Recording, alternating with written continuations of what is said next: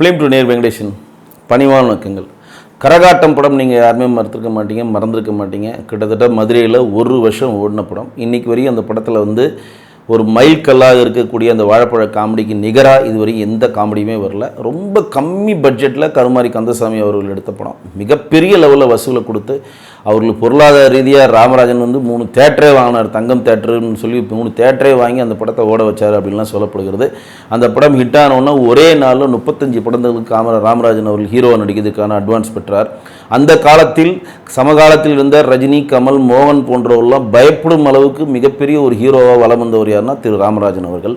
அது மட்டும் இல்லாமல் எம்ஜிஆர் சொன்ன விஷயங்களை திரையில் ஃபாலோ பண்ண ஒரே நடிகர் யாருன்னா திரு ராமராஜன் அவர்கள் மட்டும்தான். ஏன்னா எம்ஜிஆர் திரையில் புகைப்பிடிக்கிற காட்சிகளோ, மது அருந்து காட்சிகளோ, திருடனை கொள்ளுகிறையோ, இல்லாட்டி எதிரியை வீழ்த்துற காட்சிகளோ, எதிரியை கொலை பண்ணுற மாதிரி அந்த மாதிரி எந்த படத்துலையும் அவர் நடிச்சிருக்க மாட்டார். அதே தான் ஃபார்மர் பண்ணி இன்றைக்கு வரையே ராமராஜன் எந்த படத்துலையும் புகைப்பிடிக்கும் காட்சிகளோ, அதே மாதிரி மது அருந்தும் காட்சிகளோ இல்லாமல் எதிரியை திருத்தும் விதமாக தான் தன்னுடைய ஸ்கிரிப்டை அவர் வடிவமைச்சிருக்கு. அவர் அதுக்கேற்ற பாணியில் தான் போவார். அது மட்டும் இல்லாமல் எம்ஜிஆர் திரையுலகத்தில் அறிமுகமானார். சதிலீலாவதில் அதிகமாகி அவர் மதுரை மீட்ட சுந்தரபாண்டியன் கடைசி படம் நடிக்கிற வரையும் ஹீரோவாக நடித்தார். இடையில எங்கேயுமே ஒரு அண்ணன் ரோலுக்கோ தம்பி ரோலுக்கோ எந்த இடத்துலையுமே தான் ஒரு வயதாகிடுச்சுன்னு அப்படின்னு காட்டிக்கிறதுக்காக ஒரு தாத்தா ரோலோ ஒரு மாமா ரோலோ எந்த ஒரு ரோல் நடிக்கல. அவருடைய சமகாலத்தில் நடிக்க வந்த சிவாஜி அவர்கள் எல்லா வித ரோலும் பண்ணார். ஆனால் திரு எம்ஜிஆர் அவர்கள் ஹீரோவாக நடித்தார், ஹீரோவாக ரிட்டையர் ஆனார். அதேமாரி திரு ராமராஜன் அவர்களுக்கும் ஒரே ஒற்றுமை, அவர் ஹீரோவாக நடித்தார். இன்றைக்கி வரையும் அவர் சாமானியன். அவர் கிட்டத்தட்ட ஒரு 55 வயது 60 வயது நெருங்கினாலும் இப்போ ஒரு சாமானியன் ஒரு படத்தில் ஹீரோவாக தான் நடிச்சிருக்காரு. இடையில் அவருக்கு மிகப்பெரிய ஒரு ஆஃபர்லாம் கொடுத்தாங்க. அண்ணன் இடத்துக்கு, அப்பா இடத்துக்கு, தாத்தா இடத்துக்கு மாதிரிலாம் நிறைய ஆஃபர் கொடுத்தாங்க. எந்த ஆஃபரும் நடிக்காமல் நான் எம்ஜிஆர் மாதிரி எம்ஜிஆருடைய ஃபார்முலாவை தான் ஃபாலோ பண்ணுவேன் அப்படின்னு சொல்லி இன்றைக்கு வரையும் காத்திருந்து இப்போ சாமானியன் ஒரு படத்தில் அவர் ஹீரோவாக நடிச்சிருக்காரு. அந்த படம் மிக விரைவில் வெளியாக போகிறது. இதே மாதிரி ஒரு ஃபார்முலாவை தான் மைக் மோகனும் வச்சுருந்தார். நான் நடித்தா ஹீரோவை தான் நடிப்பேன், இந்த வெளிநாட்டு மாப்பிள்ளை அமெரிக்காவுக்கு போயிட்டு வந்தவன் அதெல்லாம் நடிக்க மாட்டேன், ஹீரோவை தான் நடிப்பேன்னு சொல்லி மைக் மோகனும் ஒரு கொள்கை வச்சுருந்தார். அந்த கொள்கையை உடைத்தவர் யாருன்னா திரு வெங்கட் பிரபு உடைச்சி கோட் படத்தில் மைக் மோகனை மிகப்பெரிய லெவலில் ஒரு நடிக்க வைக்கிறாங்க. அது மட்டும் இல்லாமல் ரஜினி படத்தில் நடிப்பதற்கான ஒரு விஷயங்களும் மைக் மோகன் போயிருக்குன்னு சொல்கிறது. ஸோ அந்த கொள்கை மோகன் அவரிடம் உடைக்கப்பட்டிருக்கிறது. அப்போ நடித்தா ஹீரோவாக தான் அப்படின்ற கான்செப்டான கொள்கையை திரு ராமராஜன் எடுத்திருக்கிறார். இன்றைக்கு வரையும் அது அவருக்கு கை கொடுத்துருக்கிறது. இன்றைக்கு ராமராஜன் திரையுலகத்தில் மிகப்பெரிய லெவலாக வந்திருக்காருன்னா அதுக்கு மூல காரணம் 2 பேர். ஒன்று ராமநாராயணன் ஒருத்தர், இன்னொருத்தர் திரு கங்கை அமரன் ஒருத்தர். ராமநாராயணன் ஏன் மூலப்பொருள்னு சொல்கிறேன்னா ராமராஜன் சென்னைக்கு முதல் முறையாக, ஏன்னா தேட்டரில் அவர் டிக்கெட் கிடைக்கிற வேலை தான் பார்த்துருந்தார் மதுரையில். சென்னைக்கு அவர் முதல்ல அசிஸ்டன்ட் டைரக்டராக வேலை செஞ்சது யாருன்னா டைரக்டர் ராமநாராயணன் தான் அவர் வேலை செஞ்சிருந்தார். அதற்கப்புறம் தான் அவருக்கு புதுப்படங்கள் இயக்கிற வாய்ப்பெலாம் கிடச்சிது.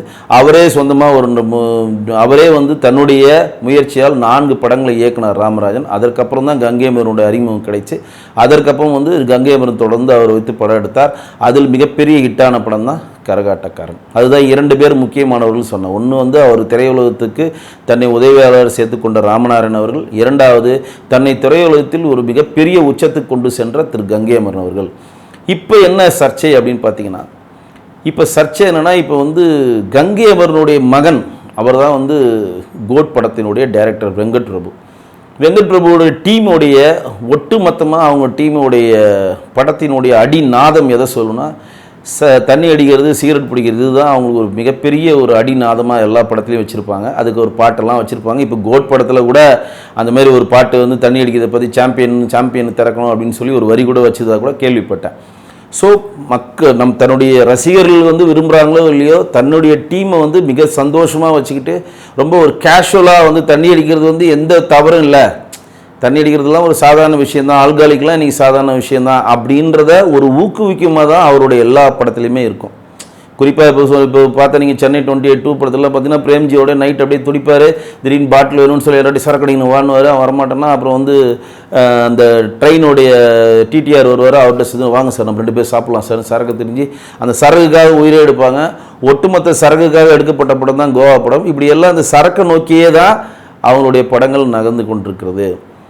இதற்கு தான் ஒரு கேள்வியாக பொதுவெளியில் திரு ராமராயன் ஒருத்தர் கேள்வி கேட்குறாரு, வெங்கட் பிரபு இயக்கத்தில் நீங்கள் நடிப்பீங்களான்னு கேட்டேன். கேட்டதுக்கு கோடி ரூபாய் கொடுத்தாலும் வெங்கட் பிரபு படத்தில் நான் நடிக்க மாட்டேன் அப்படின்னு சொல்லி ராமநாதன் அழுத்தம் திருத்தமாக கொடுக்குறார்.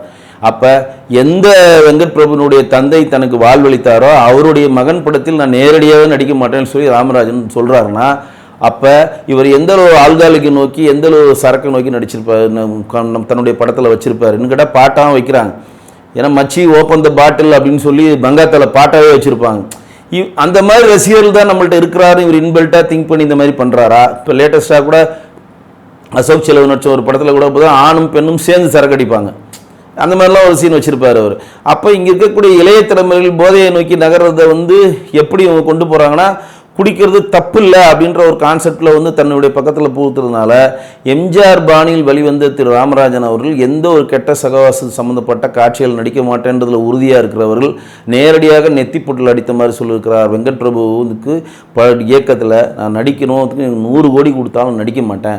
அவங்க அப்பா தான் எனக்கு வாழ்வழிச்சார், அவங்க பெரியப்பா தான் எனக்கு நீங்கள் மிகப்பெரிய லெவலில் மியூசிக்கில் இளையராஜா போட்டனால தான் என்னுடைய படங்கள் மிகப்பெரிய லெவலில் ஹிட்டாக இருந்தாலும் அந்த குடும்பத்துக்கு நன்றி கடன் பட்டிருக்கேன். ஆனால் சத்தியமாக எவ்வளோ ரூபாய் கோடி கொடுத்தாலும் கோடி கொடுத்தாலும் நான் வெங்கட் பிரபு டைரக்ஷனில் நடிக்க மாட்டேன்றதை தெளிவாக ராமராஜன் சொல்லிவிட்டார். இப்போ எதுக்கு இந்த பதிவு இங்கே சொல்ல விரும்புகிறேன் அப்படின்னு பார்த்தீங்கன்னா, வெங்கட் பிரபு போன்ற ஆட்கள்லாம் இன்றைக்கி சமுதாயத்தை சீரழிக்கிற மாதிரி இப்போ விஷயங்கள் பண்ணியிருந்தாலும் ராமராஜன் போன்ற ஆட்கள்லாம் தன்னுடைய கொள்கையில் உறுதியாக இருந்து கொண்டு மது பிடிக்கிற மாதிரியோ சிகரெட் பிடிக்கிற மாதிரியோ காட்சியில் நடிக்க மாட்டேன்னு சொல்கிறது பாராட்டக்கூடியது. மீண்டும் ஒரு நல்ல நிகழ்வில் சந்திக்கிறேன். நன்றி, வணக்கம்.